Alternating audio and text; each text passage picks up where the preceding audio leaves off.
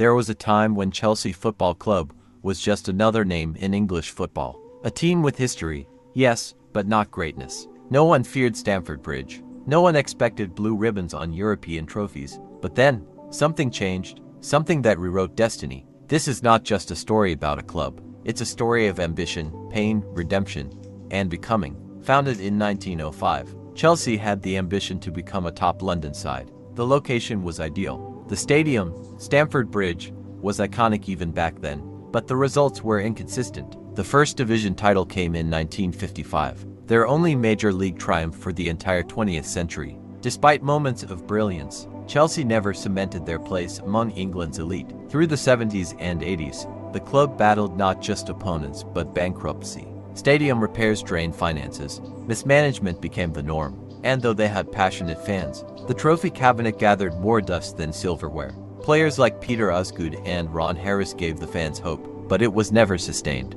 In the 90s, there was a flicker. The club signed foreign flair, Gianfranco Zola, Roberto Di Matteo, and Gustavo Poyet. Chelsea won domestic cups, but still played second fiddle to giants like Manchester United, Arsenal, and Liverpool. They were good, but not great. In 2003, everything changed. A Russian billionaire named Roman Abramovich bought Chelsea for around £140 million.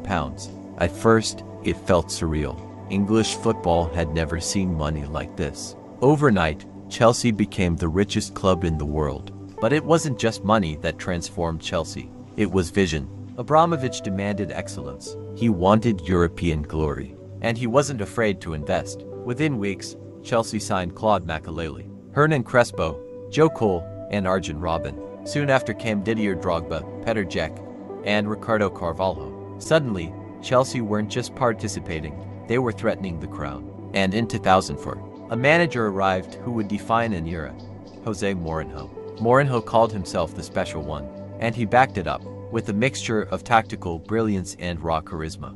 Mourinho created a team that was defensively solid, ruthlessly efficient, and mentally unbreakable. In his first season, Chelsea won the Premier League with 95 points, conceding only 15 goals, a record that still stands. They won the league again the next season. The foundation was rock solid. Petr Cech in goal, John Terry marshalling the defense, Frank Lampard dominating the midfield, and Didier Drogba terrorizing defenders. They didn't just win, they made winning a habit. Chelsea had built a fortress. Stamford Bridge became one of the toughest places to visit in world football. But domestic glory was just one mountain. Europe was the Everest. Chelsea came close. In 2008, they reached their first Champions League final against Manchester United. It was raining in Moscow. The match went to penalties. Captain John Terry stepped up and slipped. The dream was denied. In 2009, Chelsea were robbed against Barcelona in the semi-final. For penalty shouts waved away.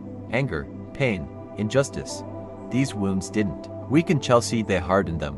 And then came 2012. Chelsea limped into the final. Injuries, a caretaker manager, Bayern Munich at the Allianz Arena. It was David versus Goliath.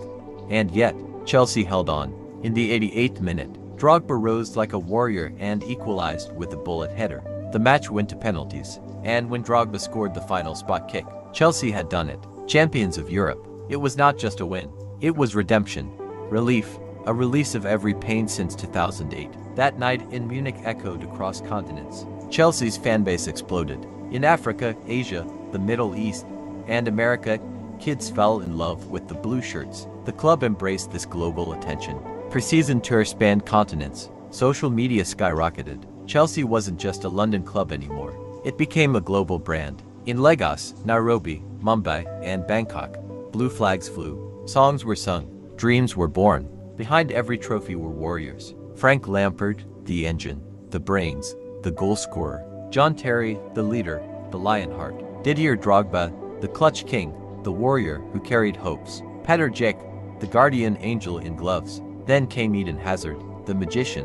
N'Golo Kante, the silent destroyer. And the new wave, Mason Mount, Reece James, Kai Havertz, lifting a second Champions League in 2021. Each name isn't just a player. They are bricks in a legacy. Today, Chelsea stands at a crossroads. With a new ownership, young talents, and a changing football landscape, questions linger. But make no mistake, Chelsea are no longer outsiders. They are no longer pretenders. They are two-time Champions League winners. They have tasted glory and know how to chase it. From the brink of bankruptcy to the pinnacle of Europe. Chelsea's rise wasn't luck. It was built, earned, fought for. And as long as there are fans singing blue is the color, Chelsea's legacy will never fade. If this story inspired you, like the video, subscribe for more, and share your favorite Chelsea moment in the comments, because this is Chelsea Football Club, and this is just the beginning.